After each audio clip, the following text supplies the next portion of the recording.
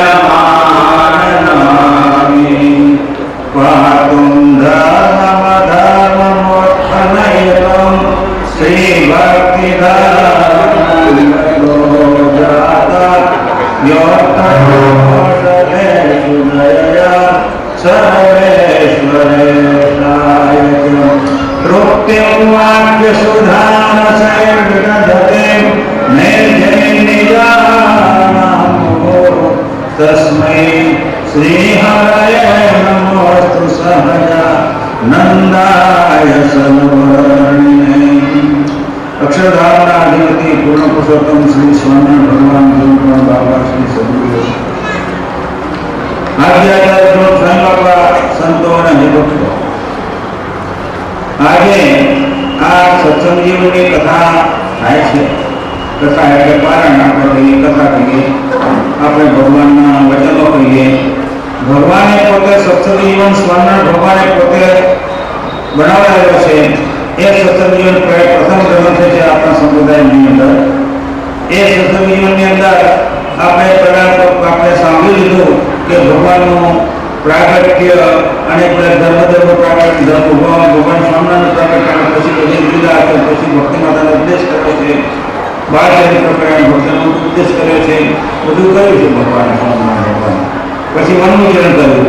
એટલું આ પ્રથમ પ્રકરણમાં આવે છે. પ્રથમ પ્રકારની વાત છે. એ ભગવાને આપણે ઉપદેશ આપ્યો છે કે સત્સંગ જીવન ગ્રંથ, તેની અંદર કથા સાંભળી આપણે. તેની અંદર મહારાજે બાળચરિત્રનું વર્ણન પણ આવે છે. પ્રગટ થયા તે પછી બાળચરિત્ર કર્યા, બાળચરિત્ર વર્ણન પણ આવે છે. એ ભગવાન સર્વોપરી સર્વોપરના અવતારી સર્વપ્રકાંડ નકાંડ તેને સંતાપે કૃતિમાં કહ્યું કે પ્રગટ્યા પોતે પરમ દયાળુ, પ્રગટ્યા પોતે પરમ દયાળુ, શ્રી કૃપાળુ સુખિયા દેખી જીવ માયાના કરવા તેના કા.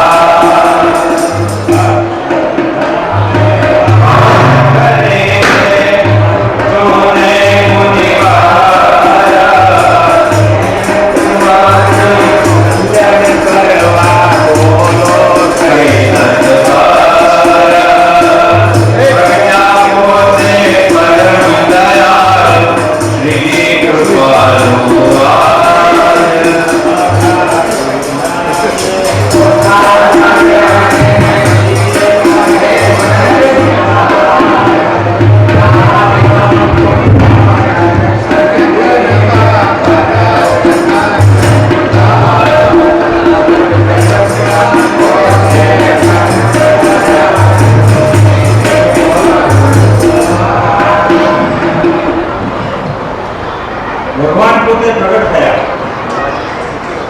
બાળ ચરિત્ર કર્યા. બાળ ચરિત્રની અંદર કેટલા ચરિત્રનો બધા કરે છે, છોકરા ચરિત્ર બતાવે, રમત ગમત કરે, કઈ કરે છે તે ચરિત્ર કહેવાય. પણ ભગવાનના ચરિત્રોમાં કંઈક તો ચમત્કાર હોય, ગમે તે ચરિત્ર હોય એમાં કંઈક તો ચમત્કાર હોય. સાવ મનુષ્યના જેવું પ્રાકૃતિક રીતે દેખાતા હોય તો પણ એમાં કંઈક ને કંઈક ચરિત્રમાં ચમત્કાર હોય. સ્વયં બાબા કહે છે પ્રાકૃત દિવ્ય ચરિત્ર મનોહર, મુમુક્ષુને છે સદાય સુખકર, દિવ્ય દિવ્ય કહી ગાવે તમને અનંત પ્રણામ મળે, દિવ્ય મૂર્તિ ઘનશ્યામ તમને અનંત પ્રણામ. એ ચરિત્રોની અંદર કંઈક તો હોય. ભગવાનના ચરિત્ર છે. કોના ચરિત્ર છે? ભગવાનના ચરિત્ર છે. મનુષ્યના ચરિત્ર નથી. મનુષ્યના ચરિત્ર મનુષ્યના જેવા હોય. ભગવાનના ચરિત્ર અલૌકિક હોય. જે કેવા છે? ભગવાન પોતે અલૌકિક મૂર્તિ છે. તો આ ભગવાનના ચરિત્રો પણ કેવા હોય? અલૌકિક. અલૌકિક મૂર્તિના ચરિત્રો પણ અલૌકિક. બસ દિવ્ય દિવ્ય દિવ્ય કહે ગાવે તમને અનંત પ્રણામ. એના દિવ્ય દિવ્ય કહે ગાવ. પ્રાકૃત દેખાય તો પ્રાકૃત હોય તો પણ અલૌકિક, પોતે અલૌકિક દિવ્ય મૂર્તિ છે. એમના ચરિત્રો કરે છે માટે એ ચરિત્રો પણ અલૌકિક છે. પોતે અલૌકિક તો ચરિત્રો પણ અલૌકિક, દિવ્ય અલૌકિક. એ ચરિત્રો અલૌકિક છે. ભગવાન આપણને સર્વોપરી સર્વોપરના અવતારી સર્વકારના અક્ષરધામમાંથી પ્રગટ થયા છે આપણા માટે. દુખિયા દેખી જીવ માયાના કરવા તેના કાય. આપણે માયાના જીવો બધા હતા ને પેલા ભગવાન નહોતા મળ્યા ત્યાં સુધી શું હતું? કશું હતું આપણી પાસે? કશું નહોતું. કશું નહોતું. છતાંય પણ ભગવાન મળ્યા છે આપણને. એમને આપણે દર્શન આપ્યા આ લોકની અંદર. તે અક્ષરધામને વાત કરે છે કે છે શું વાત કરે છે? ભક્તોને કહે છે કે ચાલો મુનિઓ દર્શન દઈએ ભરતખંડ મજા. શા માટે? જીવોના કલ્યાણ કરવા માટે દર્શન આપીએ છીએ. લાડીલા ભક્તો કહે છે કે લાડીલાને પોતાના તેને સજી કહે કરી પ્યાર, ચાલો મુનિઓ દર્શન દઈએ ભરતખંડ મજા. મુક્ત કહે હરિ તવ કૃપાથી સદાય મને સુખ આપ બધાની ટાળો જીવોના કોટી જન્મના દુઃખ. મુક્તો શું કહે છે કે ભગવાન કલ્યાણ તમારે કરવા છે, કલ્યાણ મારે નથી કરવા. કલ્યાણ તમારે કરતા તમે છો, અમારા કરતા વડતા તમે જ છો, અમે તો કરતા છીએ તમારું મૃત્યુ સુખ ભોગવવું એ જ કામ છે. માટે તમે પધારો અને તમે કલ્યાણ જીવન કરો. અને પછી મહારાજ તમારું પણ જરૂર પડે, તમારી પણ જરૂર પડે, અમને ઓળખાવે કોણ? એટલા માટે મહારાજ કહે છે તમે પણ તે સરખા થઈને કરો અને મારું ભજન ધર્મ જ્ઞાન વૈરાગ્ય ભક્તિમાં દ્રઢ કરાવો મન.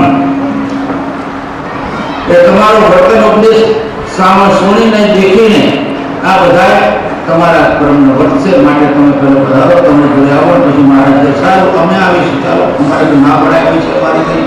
એટલા માટે ભગવાને પોતે મુક્તોની સાથે આ સ્વામી બાબા કીર્તન આવ્યા છે શ્રીજી મૂર્તિ મારા કવાને આવ્યા, સાથે સંકલ્પો પોતાના આવ્યા છે. શ્રીજી મૂર્તિ મારા કવાને આવ્યા છે. નામો ના નામીને, નામો ના નામીએ, નામો ના નામીને, નામો ના નામીએ, સ્વામિનારાયણ મંત્ર જપાયા છે.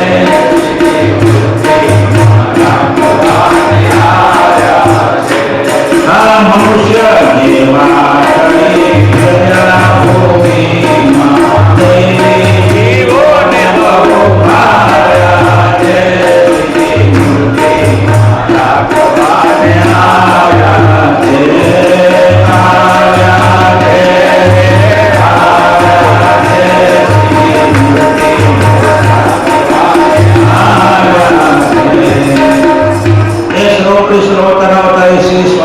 ભાયા છે.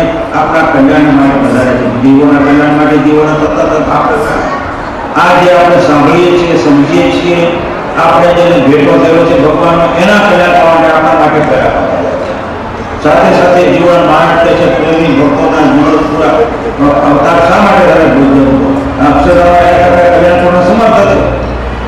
ભગવાન તો અક્ષરધામમાં કલ્યાણ કરવા જીવનના સમર્થ છે. મૂળવાતમાં કલ્યાણ કરે અહીંયા આવવાની શી જરૂર છે ભગવાનને? ને જો ભગવાન અક્ષરધામમાં 1% કલ્યાણ ન કરી શકતા હોય તો એટલું ભગવાનમાં અસમર્થ પણ કહેવાય. માટે એ વાત લંબ દેશની માટે ભગવાન શા માટે પ્રગટ થાય છે? તો કે છે પ્રેમી ભક્તોના મનોરથ પૂરા કરવા સાથે સાથે અને જીવના કલ્યાણ પણ કરવા છે. સાથે સાથે પ્રેમ મુક્ત મનોરથ પૂરા કરવા છે અને જીવના કલ્યાણ કરવા છે. એટલા માટે ભગવાન પધાર્યા છે.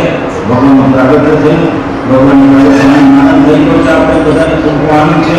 એ આનંદમાં ગરકાવ થયા છતાં આપણે આનંદ માનીને ખૂબ સુખ્યા. એ આનંદમાં આનંદના ભોગી રે, બ્રહ્મરસના ભોગી રે, બ્રહ્મરસના ભોગી રે, જીવતું મહારસના ભૂલ ન જઈએ. અને સર્વ પણ કહે છે કે સ્વામી બાબા શક્તિ તો અમને કદી ન ભૂલીએ, તમને ક્યારે ભૂલીએ નહીં. અમને સદા માટે તમને આનંદ છે. દેશ માટે ઘણો આનંદ થશે. આનંદ થઈ ગયો ભજન ભગવાન પ્રગટ થયા. કોને આનંદ ના હોય? કોને ના હોય? બધા સૂર્ય ઉગે ને કોને ભગવાન ન હોય? પણ ઘોડને નથી હોતો. ઘોડને ચાવલ સૂર્ય હોય ને એને જોડું નથી ગમતું નથી, દેખતા નથી. તેમ દૈવી જીવોને બહુ ભાગ્યા છે, આવ્યા છે. મનુષ્ય જેવા થઈ વિચર્યા ભૂમિ પણ દૈવી જીવોને બહુ ભાગ્યા છે. દૈવી જીવોને ભગવાન ભાગ્યા છે. બાકી આસુરી જીવોને તો ભગવાન બળતરા થાય છે. એ તો આમાં લડાઈ કરવા માટે તૈયાર થાય છે. એના માટે સરંજામ ગોઠવે છે નવો. અમને બતાવે છે સરંજામ નવો ગોઠવે, નવા નવા પ્રકાર કરે છે. કેમ એને જીતી ગઈ પણ ભગવાન જીતા આવ્યા છે ખરા. ભગવાન તો ગમે એટલા પર સાપ દે, ગમે તે ભગવાન પોતે સ્વતંત્ર છે. સાપ ગ્રહણ કરે, પૂર્વજોનો સાપ આમાં કયો ભગવાને ગ્રહણ કર્યો અને નિમિત્ત ઉભું કર્યું પકડ થવાનું. પણ જો સાપ ન નાખવા જેવો હોય તો ભગવાન ઉપર કઈ થોડા મોટા થઈ જાય, ભગવાન બધા મોટા થઈ જાય, મોટા નથી. પણ આ તો તો નિમિત્ત ઊભું કર્યું છે, ઠીક છે, ચલાવે તો મારા તે સમય જીવન ધન ચાલવા દે ચાલે, બાકી તો બધું અમારા હાથમાં છે. એ ભગવાન પ્રગટ થયા, સર્વોપરી સર્વ કરનાર, સર્વકારના સર્વનિતા અક્ષરધામના અધિપતિ પ્રગટ થયા છે. એનો આનંદ કોને ન બધાને આનંદ હોય એ ભગવાન પ્રગટ થયા. સત્સંગની અંદર આપણે જોઈએ તો આપણે ચરિત્રોની વાત આવે, લીલાની વાત આવે, બધી આવે, ધર્મની વાત પડે માટે ધર્મગ્રંથ કહેવાય. ધર્મની વાત વિશેષ પડે આવે શું કહેવાય? ધર્મગ્રંથ. ને આપણે સત્સંગી ઘોષણો છે તે વાસુદાનંદ વર્ણીએ કર્યું છે, બ્રહ્મચારીએ કર્યું છે. એ ભક્તિશાસ્ત્ર ગણાય. એમાં લીલાની વાત નથી, ધર્મની વાત ઓછી, એટલે શું કહેવાય? ભક્તિશાસ્ત્ર. આ ધર્મશાસ્ત્ર કહેવાય.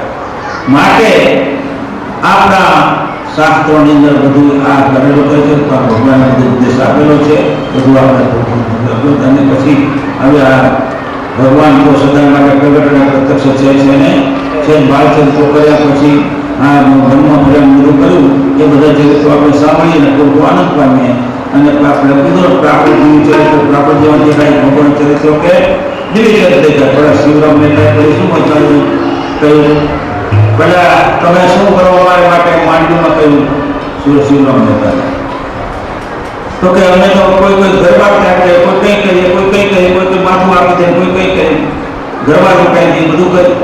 તો પછી મહારાજ તમને શિવરામ મહેતાને પૂછે તમે આ શું સમજવાનું, તમે શું કરીશું? આ બધું કહ્યું મેં કે હવે રાખતું નથી. શિવરામ મહેતા આ બધું કહ્યું, ગરબા રોકાઈ દે, આ કરે તમે હારું લાગતું નથી. કેમ? ગરબા તો બધા લૂંટાવે, વારવાર કરે લૂંટાવે, ભવાયામાં આવે એટલે વારવાર કરતે પણ આખા ગામનો ફાળો નાખી દીધી અને લઈ આપી નાખી દીધી એક ભાગે ખાટા એટલી મેરી લઈએ આવવાનું બધું ઉગાડી જાય છે. એક પટમાં બંધ આપણે ભલે વાતોમાં લખેલું